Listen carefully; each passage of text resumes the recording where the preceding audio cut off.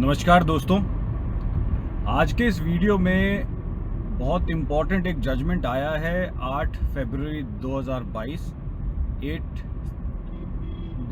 फरवरी 2022 का एक जजमेंट है माननीय सर्वोच्च न्यायालय का, सुप्रीम कोर्ट ऑफ इंडिया का, कहाकशन कौसर बनाम state of Bihar, Kahkashan Kausar versus state of Bihar. ये जो जजमेंट है एक बहुत इम्पॉर्टेंट जजमेंट है उन हस्बैंड्स के लिए जो कि 498A के झूठे मुकदमे लड़ रहे हैं या उनके रिश्तेदार, उनके माँ बाप भाई बहन झूठे मुकदमे लड़ रहे हैं 498A के। 498A 323 वगैरह जो लड़कियां लगा देती, बीवियां लगा देती हैं, ये उसके लिए बहुत ही लैंडमार्क जजमेंट है अपने आप में। एक ये ऐसा जजमेंट है जिसमें सुप्रीम कोर्ट ने अपने द्वारा पहले पुराने कुछ 4-5 जजमेंट्स हैं उनको पारित किए हुए, जैसे कि राजेश शर्मा का जजमेंट था, राजेश शर्मा यूपी, उसके बाद अरनेश कुमार है, प्रीति गुप्ता है, देन सुब्बा राव का जजमेंट है। उन जजमेंट्स का सबका रेफरेंस उसमें दिया है, जिसमें कि सुप्रीम कोर्ट ने ये कहा है कि भाई हम इतनी बार कह चुके हैं न्यायालय से, पुलिस से, कि ये जो 498A के झूठे मुकदमे होते हैं, इन झूठे मुकदमे को जरा देखभाल कर ठीक ठाक से आप पढ़कर इन पे तब कोई भी डिसीजन लिया कीजिए।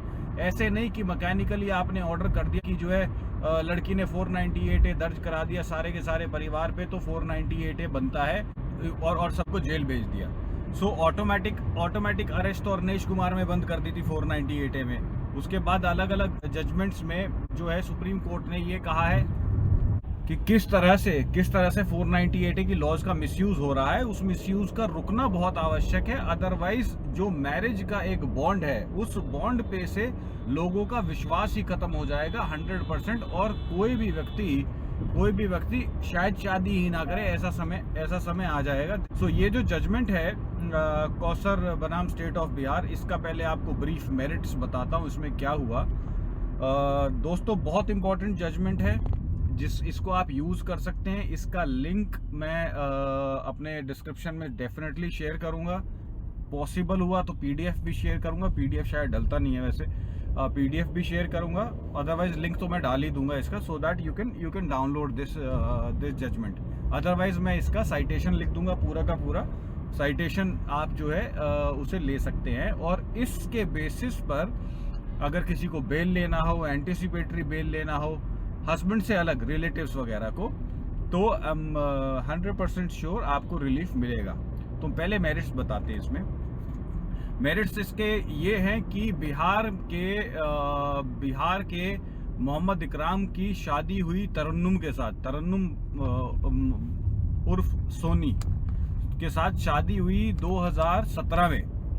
2017 में शादी होने के बाद क्या हुआ, सितंबर अक्टूबर 2017 में शादी हुई।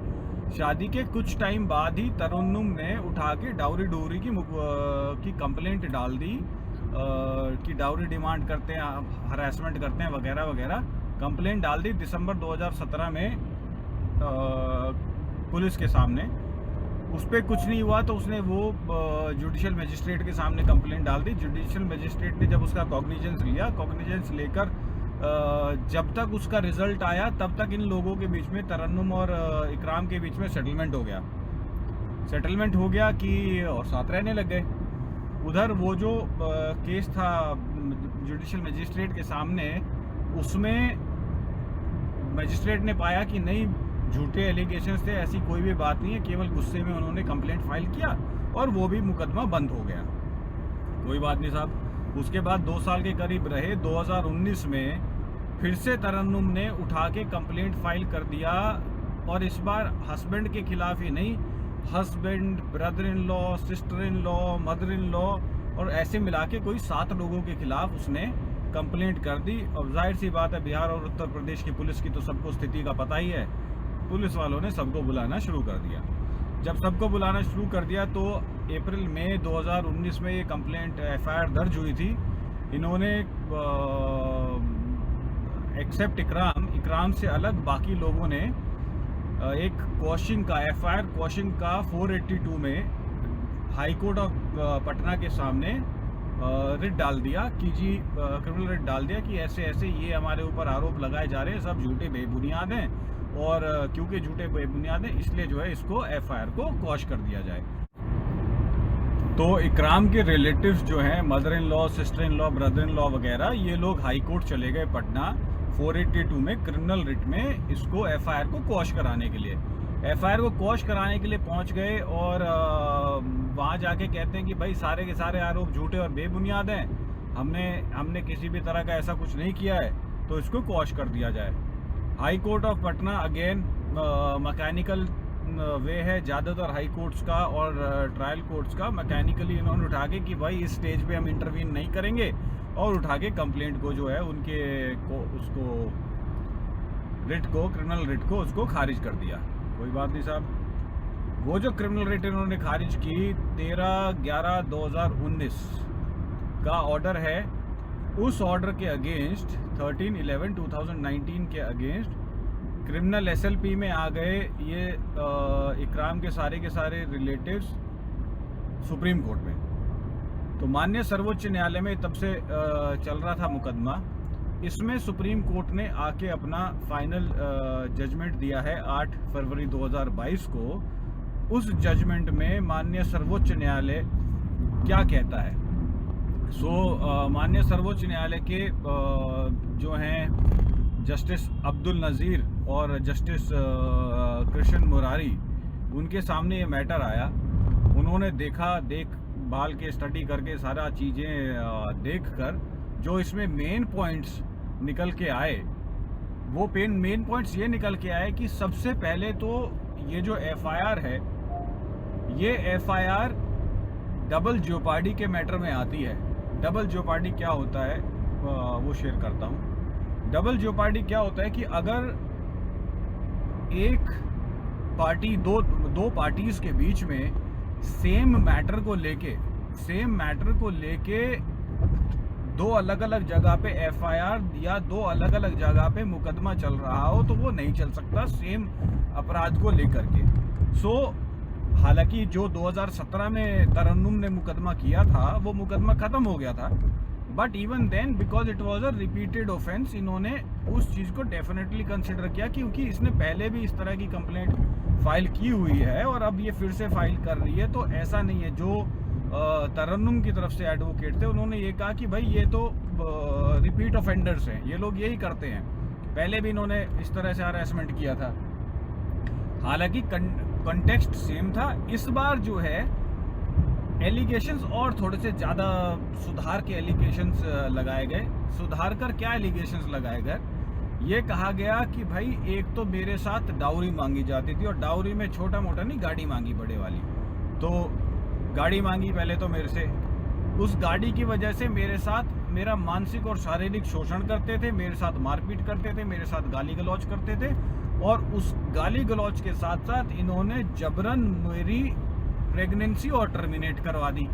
तो ये एक नया अपराध इसमें इन्होंने जोड़ दिया। जाहिर सी बात है हाई कोर्ट इसका बहुत ही सीवियर कॉग्निजेंस लेगा, और जो है हाई कोर्ट ने इसमें इनका एफआईआर क्वॉशिंग का 482 खारिज कर दिया था। ये आ गए सुप्रीम कोर्ट में। तो सुप्रीम कोर्ट ने कहा कि भाई ये जो एलिगेशंस आपने लगाए हैं, ये सारे के सारे एलिगेशंस जनरल और ओमनीबस एलिगेशंस हैं। तो जनरल तो मतलब कि बेसिक कुछ भी जो मुंह में आया वो बक दिया, वो वाला आरोप लगा दिया। तो they are general, not there is no specific allegation. And second and most important, omnibus क्या कहता है? ब्लैक डिक्शनरी कह रही है ओमनीबस इज वेयर, जहां पर पहले कई बार जो एलिगेशंस जिनके बारे में बात हो चुकी है, जो बार बार लिए जाते हैं, बार बार लोग रिपीटेड लिए जाते हैं। इसी केस में नहीं, जनरल की फलानी एफआईआर में ये हुआ था, उसमें एफआईआर में हुआ था, उसी तरह से जो ऑलरेडी डिस्कस किए जा चुके हैं एलिगेशंस, वो omnibus allegations in so general और ओमनीबस एलिगेशंस हैं। And most important, there is no specific allegations for the various accused persons. तो उनका कहना ये है कि भाई ये जो एलिगेशंस आपने लगाए बहुत ही जनरल एलिगेशन है, और किसी एक्यूज्ड के बारे में हर, जैसे 6-7 एक्यूज्ड हैं इसमें, तो 6-7 एक्यूज्ड में हर एक्यूज्ड का कोई स्पेसिफिक एलिगेशन आपने उसके ऊपर नहीं लगाया। तो ये तो आपने गुस्से में अपनी ईगो को सेटल करने के लिए, अपने अहम को सेटल करने के लिए आपने एफआईआर उठा के कर दी। एंड यहाँ पर ही हाई कोर्ट फेल हो गया इस चीज़ को अंडरस्टैंड करने में कि नहीं, ये एफआईआर नहीं बनती है। सो इसके जो रेलेवेंट पैराग्राफ्स हैं वो पैराग्राफ्स में हाईलाइट करके जजमेंट को अपलोड कर दूंगा, बाय दिन शेयर कर दूंगा, अदरवाइज साइटेशन में शेयर कर दूंगा और डिस्क्रिप्शन में पैराग्राफ नंबर बता दूंगा जो भी रेलेवेंट पैराग्राफ्स हैं। प्लीज़ इस जजमेंट का मैक्सिमम से मैक्सिमम आप इस्तेमाल कीजिए। जिसको किसी भी प्रकार की प्रॉब्लम हो रही है, प्लीज़ अंडरस्टैंड, एक चीज़ बहुत क्लियर कर दूं, ये वाला एफआईआर, ये वाला जजमेंट आप यूज़ करेंगे अगर सास ससुर के, बहन भाई के, देवर के, देवरानी के, इन लोगों के खिलाफ अगर कंप्लेंट दर्ज की गई है, तब आप इसको यूज़ करेंगे जजमेंट को। इस जजमेंट से आपको 100% आपको रिलीफ मिलेगा। आपको चाहे वो बेल हो, चाहे वो क्वॉशिंग हो, anything and everything that has to be mentioned in an FIR has to be very specific. और स्पेसिफिक नहीं होती है क्योंकि ज़्यादातर ये जितनी भी एफआईआर है सारी की सारी गुस्से और अहम के अंदर ये की जाती है। गुस्से और अहम की शांति के लिए कोर्ट्स नहीं बने हैं, ये माननीय सर्वोच्च न्यायालय ने इस जजमेंट्स में डायरेक्टली और इनडायरेक्टली कहा है। सो जैसा कहा, डिस्क्रिप्शन में ज़्यादा से ज़्यादा डिटेल शेयर करूंगा। मैं बात कर रहा था कहाकशन कौसर बनाम स्टेट ऑफ बिहार।